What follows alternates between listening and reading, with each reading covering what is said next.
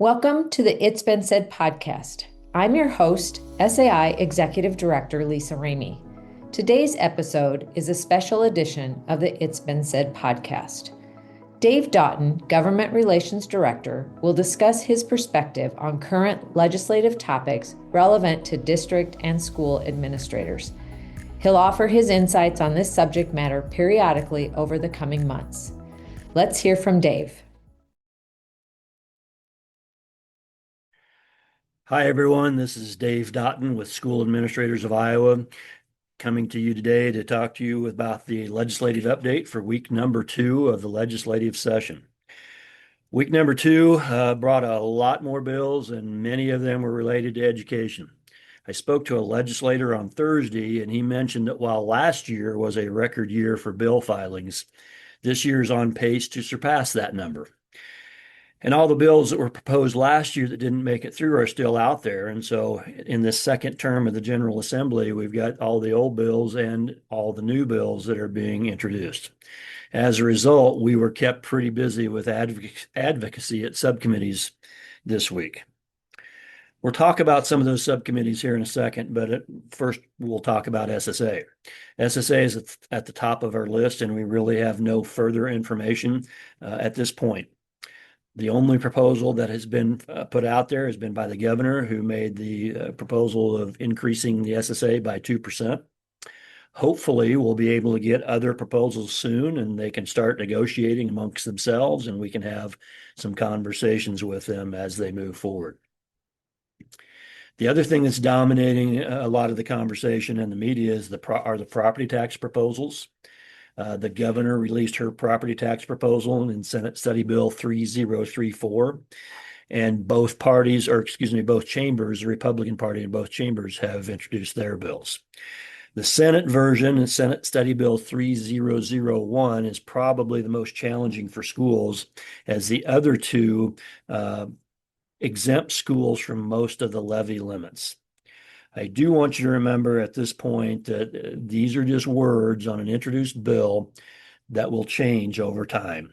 As they take a look at those and they start negotiating and listening to other advocates, they will change what their proposals are, and eventually, most likely, they will come to a conclusion about what to do with property taxes.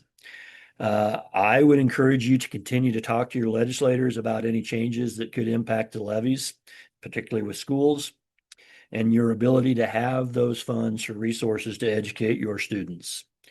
Particularly talk to them about the SAVE funds and how you use the SAVE dollars. There have been conversations about taking money off the top of SAVE before it's distributed to schools, which would reduce your per pupil resource. So talk to them about SAVE and how you use them, and remind them that in opposition to SAVE, you could increase your PEPAL levies, which would increase property taxes, and we'd prefer not to do that if at all possible. Okay, so some of the committees that were held this week, and I'm only going to mention a few of them as there were a large volume of committees. I'm pretty sure we had over 20 subcommittee hearings between Tuesday and Thursday. House Study Bill 533 allows community colleges to offer four-year degrees in areas of workforce shortages.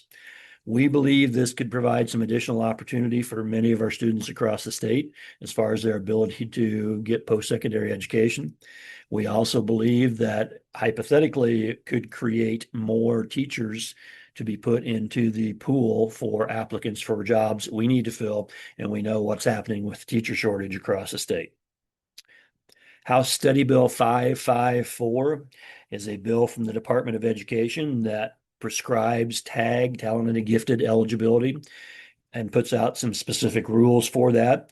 It also requires districts to develop specific accelerated learning plans for math and other subjects. There are some challenges involved with that, and so we're talking with them about ways that we could improve that bill. House Study Bill 555 is another Department of Education bill that requires teacher preparation programs to provide additional work in differentiated instruction for those candidates that are moving through the teacher prep program. It also requires a content-based assessment for teacher candidates. It doesn't require them to pass it, but we're not quite sure what the purpose of it is. We're continuing to have conversations with them about that. A reminder that we took out the requirement for the praxis a couple of years ago, and this in some senses returns that requirement. So we'll wait and see where that goes. House Study Bill 594 is a bill that would require an additional semester of U.S. government for graduation purposes. The total social studies units would remain at 5. It would just mean they would have to take a year or 2 semesters worth of U.S. government as a part of their requirements. Senate File 205 addresses school start date, and we've heard this for the last several years, and they've been unable to get anything across the finish line so far. This bill mandates that the earliest a school can start is the first Monday after the third Monday in August. It basically removes that August 23rd date, which we know sometimes falls late in the week. I would urge you to talk to your legislators about this, but don't get your hopes up. Senate File 510 allows schools to teach about religion. It doesn't allow schools to teach religion, it allows them to teach about religion and looking at the history of different religions and how that has impacted the world and ourselves. It's not required. It can be done by board decision, and the instruction has to remain neutral.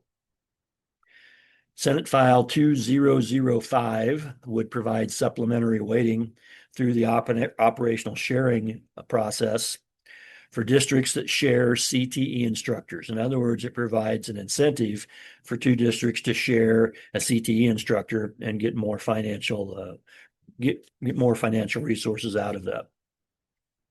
Senate File 2007 increases the operational sharing weighting for SROs, school resource officers. Again, that improves the incentive for the sharing to be able to get more of those people hired. Senate File 2010 removes the 2-mile limit on districts that are taking buses into neighboring districts to transport open enrolled students. So this came into place, the 2-mile limit came into place a couple of years ago to allow districts to go into neighboring districts to pick those kids up. This would eliminate that 2-mile limit and allow you to send buses anywhere. You can do that already if you have permission from the other district, but this would remove the requirement to get permission. Senate File 2043 allows for more flexibility and removes the red tape for some of the for the flex account that you all have in your system and use as you see fit. Senate File 2044 is a bill that changes how school districts deal with student behavioral issues. This is an issue that we knew was coming, and we have some concerns about the bill as it is currently written, specifically around special education law. We are able to have some conversations with the senators that are bringing this forward, and we'll look for ways to improve the bill if it decides to go any further. There are additional subcommittee meetings scheduled for next week, and I'm sure there will be more. We will continue to do what we can to focus on our SAI priorities and to educate legislators about the bills they're introducing and considering. A reminder that Monday, January 26th is the annual Day on the Hill that SII has in collaboration with IASB and the AAs. And I hope to see some of you there. Make sure you go and check out the student showcase. That's all for this week. Stay warm this weekend and take care.